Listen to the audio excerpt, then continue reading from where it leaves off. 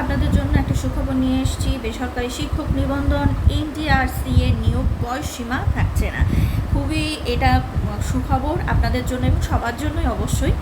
তো আমি এখানে পড়ে দেখাচ্ছি আপনাদের যে কি কারণ থাকবে বা কী কারণে এটা হয়েছে সেটা আমি একটু বিস্তারিত বলছি। তাছাড়া আমার পেজে এবং ইউটিউবে এটা নিয়ে বিস্তারিত আলোচনা করা হচ্ছে। যাই হোক, যাদের জন্য এটা সুখবর এবং যারা এখনও করেননি বেসরকারি নিবন্ধন, অনেক সময় যেহেতু আছে, আপনারা কিন্তু করে ফেলতে পারবেন। তো তার আগে দেখিয়ে দিচ্ছি কেন বেসরকারি শিক্ষক নিবন্ধন নিয়োগে বয়সসীমা থাকছে না।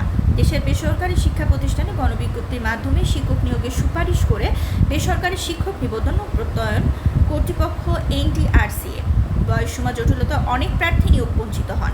বিষয়টি বিবেচনা নিয়ে শিক্ষক নিয়োগের গণবিজ্ঞপ্তিতে প্রার্থীর কোনো বয়সসীমা না রাখার সিদ্ধান্ত নিয়েছে অন্তর্বর্তী সরকার।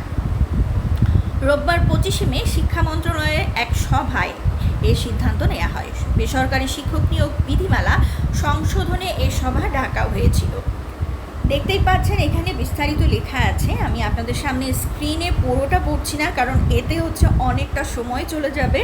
মূল বিষয় হচ্ছে আমাদের যে প্রবলেমগুলো হয় বেসরকারি শিক্ষক নিয়োগে, সেটার কারণ হচ্ছে যে আমাদের বয়স সীমাটা 35 বছর যদিও দেয়া থাকে, তারপরও অনেকেই হচ্ছে যে এটার সময়টা লঙ্ঘন হয়ে যায়।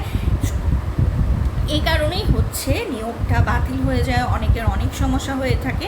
তো আপনাদের যে জটিলতাগুলো থেকে থাকে সেগুলো সব কিছু নিয়েই আসলে এই যৌক্তিক বিবেচনাটা করা হয়েছে। তো আপনারা এখন তারপরেও একটু মনোযোগ সহকারে পড়াশোনা করবেন, কারণ বেসরকারি শিক্ষক নিয়োগ নিবন্ধন কিছুদিনের মধ্যেই চলে আসবে।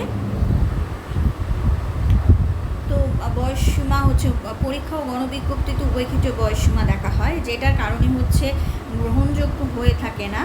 নিবন্ধন সনদ অর্জনের সময় কিন্তু পেরিয়ে যায়, আর সনদ অর্জনের সময়সীমাও কিন্তু মানে এই সময়টা নিয়েই আসলে একটু প্রবলেমের কারণেই এই যুক্তিযুক্ত একটা বিবেচনা করা হয়েছে।